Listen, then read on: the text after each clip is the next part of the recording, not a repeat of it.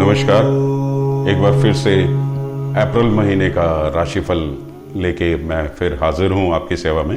मुझको कई लोग लिख रहे हैं कि आप जो इंट्रोडक्शन है, जो पंचांग से संबंधित और अन्य जानकारियां जो आप पेश करते हैं वो बहुत विस्तृत होती हैं, किंतु राशि विशेष के लिए थोड़ा मैटर कम पड़ जाता है।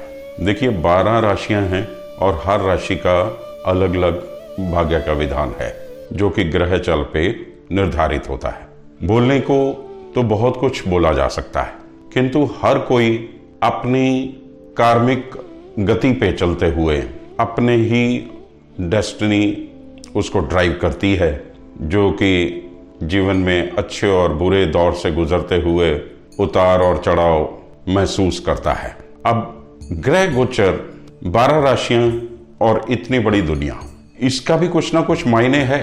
हर जीव पे, हर प्राणी पे इसका, ग्रहों की चाल का कुछ ना कुछ असर जरूर पड़ता है। बट इसकी कंट्रीब्यूशन इतनी नहीं है कि हम इसको पूर्ण सत्य ही मान लें। इसकी कंट्रीब्यूशन हमारी डेस्टिनी में या हर इंडिविजुअल के लिए गोचर का इफेक्ट आप कह सकते हैं कि रुपए में 25 पैसे है, मतलब कि 25%। 75% तो हम अपने पंचांग, जो कि हमारा जन्म पंचांग है, जो हमारी जन्म कुंडली है, उसमें जो दशाएं महादशाएं हमारी चल रही हैं उन्हीं पे ही हम निर्धारित रहते हैं। और सबसे बड़ी बात कि उस परमात्मा ने कुछ चीज़ें अपने हाथ में रखी हुई हैं जो इस सिस्टम से भी परे जाके कई लोगों की जिंदगी में घटित होती हैं चमत्कार के रूप में। वो पैरेलल एक अलग दुनिया चलती रहती है। अब मैं वर्तमान में आ जाता हूं। अप्रैल महीने की शुरुआत कर रहा हूं। देखिए, अप्रैल महीने की शुरुआत ही मूर्ख दिवस से होती है। कितनी विचित्र विडंबना है कि हमारी मान्यताओं में अप्रैल हमारा सबसे महत्वपूर्ण महीनों में से एक है और इसको शुरुआत में ही फूल्स डे या अप्रैल फूल के नाम से 1 अप्रैल को अंग्रेज लोग मनाते हैं। इसका साफ सा मतलब है कि अंग्रेज इसको कब से मना रहे हैं इसका तो कोई व्याख्यान कहीं पे मिलता नहीं है, किंतु वर्तमान में ये ट्रेंड जब से हमने खुद ने होश संभाला है तो 1 अप्रैल को ये फूल्स डे के रूप में मनाते चले आ रहे हैं। ये साबित क्या करना चाहते हैं? ये अपने आप को बहुत उच्च श्रेणी के, नॉलेजेबल और वेल बिहेव्ड और उच्च नस्ल का मानते हैं और हम लोगों को शायद बहुत निम्न श्रेणी का मानते हैं। इसीलिए 1 अप्रैल को मूर्ख दिवस के रूप में इन्होंने संज्ञा दी हुई है कि माह की शुरुआत ही, जबकि हमारे यहाँ मेष की संक्रांति अप्रैल महीने में होती है, नई संवत का आगाज होता है, एक न्यू बिगनिंग होती है और हमारे कई इंपॉर्टेंट तीज त्योहार, नवरात्र वगैरह ये सब भी ज़्यादातर इन्हीं दिनों में पड़ते हैं।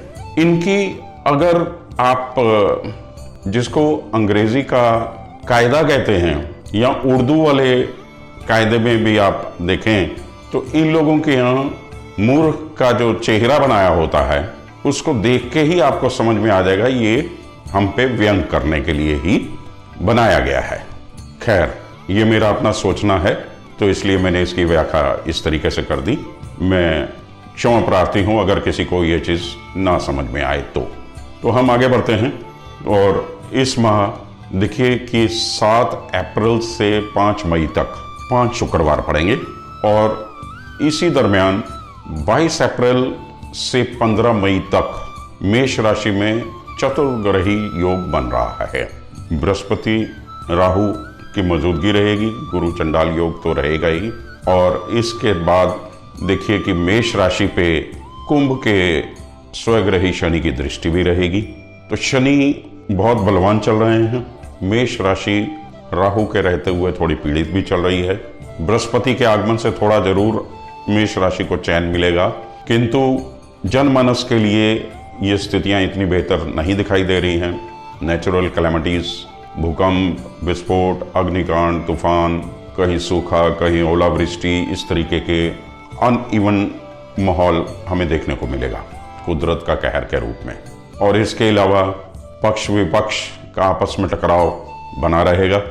गुरु राहु की युति में पैदावार अच्छी होगी, अनाज और दालों में तेजी रहेगी, और गुरु के मेष राशि में आने से भी धन धान्य की स्थिति बेहतर बनेगी। तो अप्रैल महीना कुल मिला के कुछ बेहतर इंडिकेशन दे रहा है। गुरु का मेष संक्रांति से माहौल थोड़ा बेहतर बनता चला जाएगा और फिर आगे ग्रहों का खेल जारी रहेगा। अब हम देखें इस माह के इम्पोर्टेंट दिन दिवस क्या बन रहे हैं। 4 अप्रैल को महावीर जयंती है। 5 अप्रैल को गुरु तेग बहादुर गुर्राई है। 7 अप्रैल को गुड फ्राइडे। 10 अप्रैल को सती अनसुईया जयंती है। 14 तारीख को 14 अप्रैल बैसाखी है, संक्रांति है सूर्य की, मेष संक्रांति। इसके अलावा 14 तारीख को अंबेडकर जयंती भी पड़ेगी। अब हिस्ट्री में बैसाखी 1919 की, जो कि 13 अप्रैल को थी, जिस दिन जलियांवाला बाग का कांड हुआ और कितने लोगों ने शहादत दी, ये कोई भूला नहीं है। बैसाखी के दिन ही सिखों के 10वें गुरु महाराज श्री गुरु गोबिंद सिंह जी ने खालसा पंथ की नींव रखी थी, और ये दिन संक्रांति के लिए बहुत ही महत्वपूर्ण माना जाता है। इसके बाद 22 अप्रैल को भगवान परशुराम जी की जयंती है। इसी दिन को अक्षय तृतीया के रूप में भी मनाया जाता है। अबुझ मुहूर्त रहता है, कोई भी शुभ कार्य बिना मुहूर्त के किए जा सकते हैं। अति शुभ दिनों में गिनती होती है। जिस तिथि का कोई क्षय नहीं होता उस तिथि को अक्षय तृतीया कहते हैं। फिर 25 तारीख को शंकराचार्य जयंती है। 26 को माँ गंगा जयंती, 28 को माँ बगलामुखी जयंती और 29 को सीता माता की माता जानकी जयंती के रूप में मनाई जाती है। इसके अलावा दक्षिण भारत में 6 अप्रैल को हनुमान जयंती मनाई जाएगी। 6 अप्रैल को चैत्र मास की पूर्णिमा पड़ेगी। 20 अप्रैल को अमावस और 22 अप्रैल को ईद उल फितर, रमजान खत्म हो जाएगा और खीर वाली ईद उल फितर के नाम से मनाई जाती है। मुस्लिम समुदाय के अलावा सभी लोग भारतवर्ष में इसे मिलजुल के सेलिब्रेट करते हैं। ये तो थे त्योहार और अन्य इम्पोर्टेंट दिवस। अब हम ग्रहों की स्थिति पे भी चर्चा कर लेते हैं। मासारम में सूर्य मीन में रहेंगे और 14 तारीख को मेष संक्रांति करेंगे, और मासारम में चंद्रमा कर्क में रहेंगे और 12 राशियों का भ्रमण करते हुए मासन तक सारी राशियों में घूम जाएंगे। मंगल जो कि बहुत लंबे समय तक वृषभ राशि में रहे, वो पिछले महीने मिथुन राशि में चले गए, तो ये महीना पूरा मिथुन में ही रहेंगे। बुध 31/3 को मेष राशि में आ चुके और मेष राशि में ही रहेंगे और 21 अप्रैल को वक्री हो जाएंगे।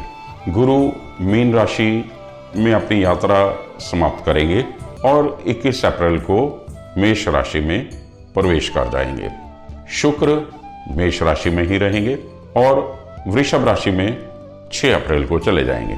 शनि कुंभ राशि में, राहु मेष में और केतु तुला राशि में रहेंगे।